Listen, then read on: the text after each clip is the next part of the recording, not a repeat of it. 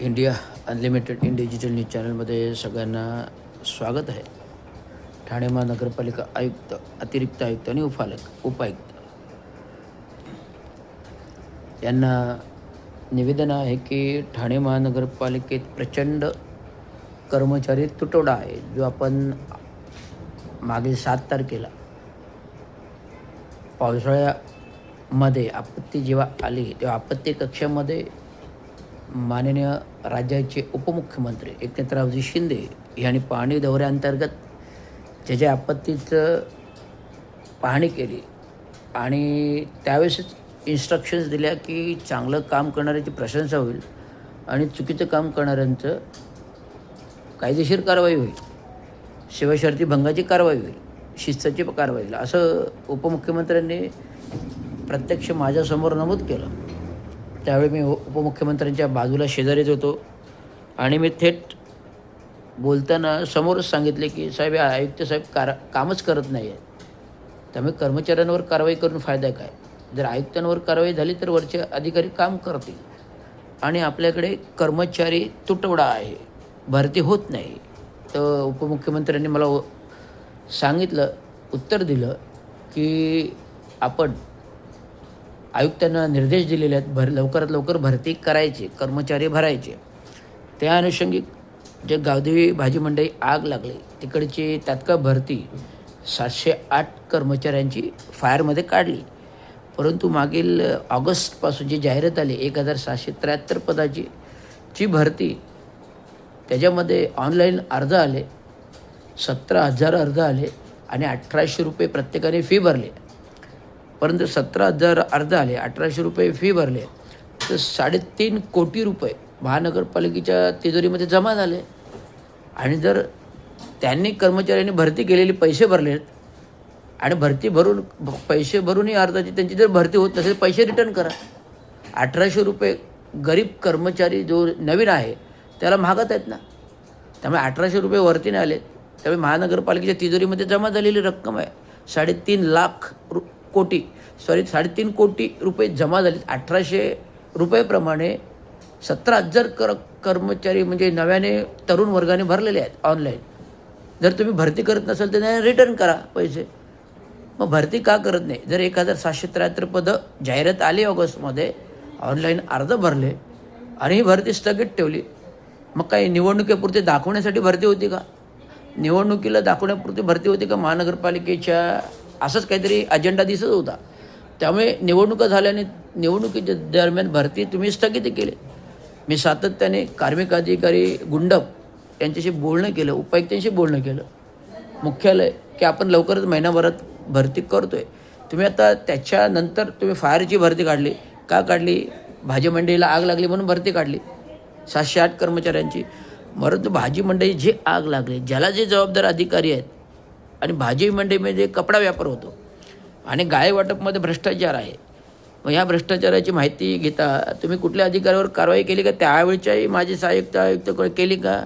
आत्ताच्या सहाय्यक आयुक्तांकडे का? म्हणजे नियंत्रण हे प्रशासनाचं नाही आहे. एक मुख्य चीफ फायर आणि रिकामं सिलेंडर घेऊन त्या धुरामध्ये जातो, याचा अर्थ महानगरपालिका दोषी आहे, प्रशासन दोषी आहे. म्हणून त्या अधिकारी मेला ना. 2 अधिकारी का मेले? कारण रिकामे सिलेंडर, ऑक्सिजन सिलेंडरच रिकामं. मग प्रशासनाची ही चूक आहे. केवळ 5 लाख रुपये दिले, 10 लाख रुपये दिले म्हणजे मेलेला माणूस परत येत नाही आहे. सांगतो, मला उपमुख्यमंत्र्यांना हे निर्देश आहेत की आपण पालकमंत्री आहेत, नगरविकास मंत्री आहेत, गृहमंत्री आहेत, गृहनिर्माण मंत्री आहेत. केवळ मेलेल्या कर्मचाऱ्याच्या कुटुंबाला 10 लाख रुपये दिले, परंतु गेलेला माणूस परत येणार आहे का? नाही आहे. तुम्ही सेवा दिली, गेलेला माणूस परत येणार का? नाही आहे. बरोबर आहे. जर गेलेला माणूस परत येणार नाही तर 10 लाख रुपये देऊन फायदा काय? मला हे निर्देश आहेत की त्याच्या आधी प्रिकॉशनरी गोष्टी महानगरपालिकेच्या प्रशासनाने घ्याव्यात आणि जे आग लागली त्यांच्यावर कारवाई व्हावी. फायर चीफ असेल त्याला घरी बसवा, सस्पेंड करा. माझे सेम स्ट्रेट भूमिका आहे. जर कामात कचूरता केली, काम चुकारपणा केला तर स्ट्रेट निलंबन पाहिजे. जर तुम्ही फक्त रवींद्र शिंदे, एकनाथराव शिंदेंवर बोलले, तात्काळ 24 तासात कारवाई. मी वाईट काय नाही तर बोललो, चांगलं तर बोललो होतो. इथे नजीमुल्ला खोटं काम करतो जेलच्या नाल्याचं, त्याला मी विरोध केला, आक्षेप दिला, म्हणे मी निलंबन. हा कुठला नियम आहे, कायदा आहे? म्हणजे एखादा अधिकारी प्रामाणिक काम करत असेल आणि त्याच्या आधिपत्यातलं काम दुसरंच कोण करते त्याला माहिती नाही, मग त्याने आक्षेप नोंदवला, तर ह्यात काही चूक झाली का नाही झाली. मग प्रशासनातील महासभेमध्ये नजीमुल्ला काहीतरी बोलतो आणि लगेच महापालिकेची बदनामी होतं. आता तुम्ही लोक काय करताय, महानगरपालिकेची बदनामी करताय ना. एवढी दुर्घटना होते, एवढी लोक मरतात, एवढी झाडं पडतात, एवढे रस्ते खड्डे पडले आहेत. फक्त आपण काय करतो, विशेष निधी महाराष्ट्र शासन उपमुख्यमंत्री जे केलेली नवीन नवीन कामे खोदतो, परत नवीन कामे करतो. आणि आपल्या महानगरपालिका उंदीर घुशीप्रमाणे गोल्डन गँग आहे, 28 वर्ष कार्यरत आहे. उंदीर घुशी पाहिलेत ना, उंदीर घुशी कशा आपल्या घरातल्या पोती धान्य पोकरतं, तसं महानगरपालिकेमध्ये गोल्डन गँगची उंदीर घुशी आहेत जे 28 वर्ष कार्य आहेत. त्याला नाव आहे देतो शेट्टी आणि अण्णा. शेट्टी अण्णा गँग आहे, हे दोन उंदीर घुशी पोकरतात. यांची लॉबी आहे ना, नगरसेवकपासून आमदारपासून खासदारपासून मंत्रालयापर्यंत, मंत्र्यांपासून आहे, हे सगळं टक्का त्यांच्यापर्यंत पोचवतं पोखरून. त्यामुळे खोटे खोटे प्रस्ताव होतात आपल्याकडे. बहुउद्देशीय प्रकल्प सोडले मोठे तर अंतर्गत प्रभाग समिती अंतर्गत तुम्ही बघायला जा, खोटे प्रस्ताव बनवले जातात, खोटी बिलं बनवली जातात. आणि वरदस्त शेट्टी आणि अण्णा हे जे दोन जोडी आहे हे सर्व मॅनेज करतं. मग ते नगरसेवक मॅनेज करतं, मग ते आमदार मॅनेज करतं, मग ते खासदार मॅनेज करतं. त्यामुळे ही धुरंधर अवस्था आहे. सांगायचा मुद्दा आहे की जिथे कर्मचारी तुटवडा आहे तो भरती करा, जिथे इंजिनियर्स तुटवडा आहे तो भरती करा. आज आपल्याकडे 200 ते 250 अभियंता वर्ग आवश्यकता आहे. काम करायला जागेवर कोण नाही आहे. जेवढे जेवढे सेवानिवृत्त 150 लोक सेवानिवृत्त अभियंता झाले. आपल्याकडे टोटल 300 होते.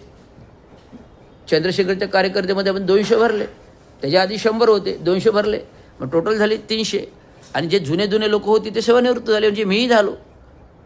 आणि आता काम करायला जागेवरती माणसं नाही आहेत. आपण हायर्स करतो, PMC देतो आणि उगाच टक्के बाहेरच्या कंपन्यांना देतो. आणि तो त्या कंपन्यांना जो टक्का जातो त्याच्या निम्म्या टक्क्यामध्ये कर्मचाऱ्यांना वेतनामध्ये जाणार आणि 50% तुमची बचत होणार. त्यापेक्षा बेटर वे तुम्ही वॉक इन इंटरव्ह्यू घ्या आणि सगळं अभियंता भरती करा. जे चंद्रशेखर साहेबांनी जी प्रथा केली, रस्ता रुंदीकडे मोहीम आणली, डायरेक्ट थेट वॉक इन इंटरव्ह्यू घेतले, 200 अभियंते भरले, तर त्याप्रमाणे करा. मी सल्ले देतो आहे प्रत्येकाला. ॲडिशनलला बोलो, गुंडपन्ना बोलो, नाही मग क्वालिटेटिव्ह मिळणार. अरे क्वालिटेटिव्हचा अर्थ काय आहे?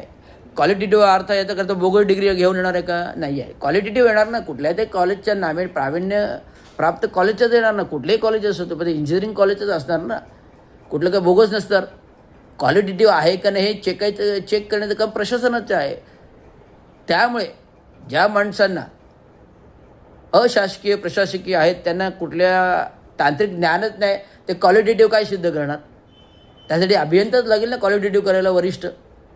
हे माझं बोलणं आहे. त्यामुळे प्रशासनातील अधिकाऱ्यांनी असं तरी बोलू नये क्वालिटेटिव्ह आणि क्वांटिटेटिव्ह. क्वालिटेटिव्ह आणि क्वांटिटीची व्याख्या जर तुम्हाला माहीत नाही तर तुम्ही कशा प्रकारे शब्द वापरते क्वालिटेटिव्ह क्वांटिटेटिव्ह. त्यामुळे वॉक इन इंटरव्ह्यू घ्या. त्यामुळे लवकरात लवकर अभियंता वर्ग भरती होईल, एवढंच विनवणी आहे. आणि हे विनवणी लाईव्ह माझं जर तुम्ही पाहिले असेल लाईव्ह तर नक्कीच ही प्रोसेस लवकरात लवकर कराल, एवढीच विनंती. धन्यवाद.